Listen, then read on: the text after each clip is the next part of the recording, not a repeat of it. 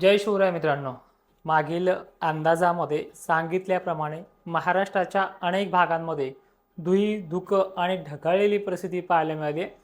मागील महिन्यामध्ये ज्या प्रकारे अशा प्रकारचे ढग निघले की रात्री किंवा दुपारनंतर किंवा 2 दिवसात तरी पाऊस नक्की यायचा आणि तो अवकाळी असायचा. त्याच प्रमाणामध्ये एक्झॅक्टली हे ढग निघलेले आहेत आणि मागील 8 दिवसापूर्वी ह्या ढगांमधनं पाण्याचाही प्रवाह मॉडेल व्यक्त करत होतं आणि आपला संपूर्ण आधार मॉडेलवरती असतो. ठीक आहे, एक अंदाज मागे पुढे झाला म्हणून तोडकर संपला नाहीये, हे आपण वारंवार आपल्या पोस्टच्या माध्यमातून सांगतोय. आज एक्झॅक्टली तुम्हाला नकाशावरती सिस्टम दाखवणार आहे. कुठल्या प्रकारचं सेन्नार नावाचं सायक्लॉन येऊन धडकलेलं आहे भारताच्या दक्षिण टोकाकडे आणि त्याचे परिणाम महाराष्ट्रावरती कसे होत आहेत. मित्रांनो, आज जे वातावरण झालं ढगाळ, हे यापेक्षाही मोठं महाराष्ट्राच्या मराठवाडा आणि पूर्व विदर्भामध्ये पश्चिम महाराष्ट्रातही अनेक ठिकाणी ते होणार आहे.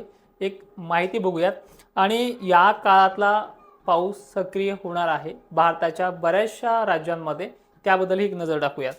मित्रांनो बघा, हे जे काही सेन्नार चक्रीवादळ आहे हे एक्झॅक्टली आज श्रीलंकेजवळ असलेल्या राज्यांमध्ये चांगला प्रभाव टाकतोय. तमिळनाडू वगैरे भागात देखील त्याची ढगाळलेली परिस्थिती पाहायला मिळाली आणि छत्तीसगड, तेलंगणा, आंध्र प्रदेश या सगळ्या भागांमध्ये सुद्धा त्याचा पूर्णपणे प्रभाव पडताना दिसतो आहे.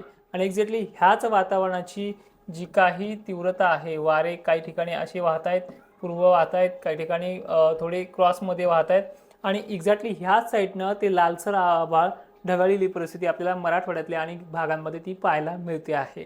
आज मराठवाडा आणि विदर्भात तर देऊळगाव राजा असेल, लोणार असेल, सरळ सरळ सांगतोय, बुलढाणा संपूर्णतः अकोला, अमरावती, आज ढगांची व्याप्ती सावली पडल्यासारखी राहिली. एक्झॅक्टली तेच ढगांचं वातावरण महाराष्ट्राला परेशान करणारं ठरलं. याच्यामध्ये धुळी एक्झॅक्टली जास्त आहे. तर अशा प्रकार आहे. पण पाऊस वगैरे राहील का, हे देखील शेतकऱ्यांचा वारंवार विचारण्यात येणारा प्रश्न आहे. मित्रांनो, ही आजची डेटाबेस तुम्हाला समजला, हे अशा प्रकारे झाले. पण दिनांक 30 नोव्हेंबरला वातावरण हे पूर्णपणे पश्चिम महाराष्ट्रामध्ये ढगाळलेलं असणार आहे. या वातावरणाची जी काही लेयर आहे हे पूर्णपणे आपला मराठवाडा, विदर्भ असा अनेक भाग या रेंजमध्ये तो पूर्ण कव्हर करणार आहे. क्लाउड सिस्टीम जवळपास 4-4, 5-5 घंटे हे ढगाळलेली ठेवणार आहे. 30, 1 आणि 2 म्हणजे 30 तारखेपासून 30 नोव्हेंबरपासून हे ढगाळलेलं वातावरण आणखीन तीव्र व्हायला लागेल. हे जे काही सेन्नार नावाचं चक्रीवादळ इथे धडकलं आहे याचा पूर्ण राऊंड या टाईपमध्ये चालणारा आहे.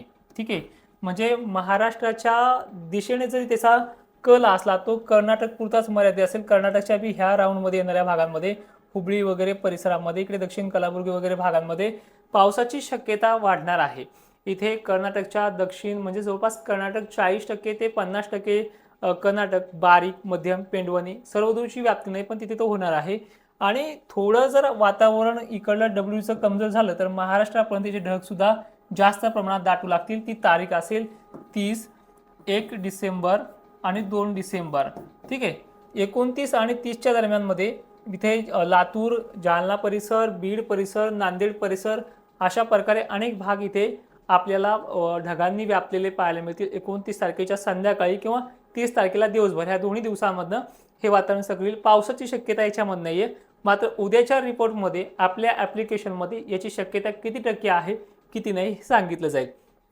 त्यानंतर ही परिस्थिती झाली आता ह्या सेन्नार नावाच्या सायक्लॉनमुळे. पण इकडनं अरबी समुद्रात देखील एक छोटासा कमी दाब वातावरण सक्रिय करणार असेल आणि त्याचा प्रभाव मात्र काहीच नाही, इकडे केरळ वगैरे भागातच पडेल. या पूर्ण माहितीच्या डिटेलमध्ये सांगतो की अशा प्रकारच्या सिस्टम, अशा प्रकारचे वातावरण हे वारंवार घडत जाणार आहे. आता थंडी संदर्भात बोलतोय मित्रांनो, पहिलेही सांगितलंय की 1 आणि 2 डिसेंबर दरम्यान थंडी हळूहळू वाढायला सुरुवात होईल. ती वाढणार सुद्धा आहे. ही थंडी 5 किंवा 6 दिवसाच्या मर्यादित वेळेसाठी असेल. परत 7 तारखेपासून ढगाळलेली परिस्थिती सुरुवात होणार आहे. हे प्रत्येक 8 दिवसात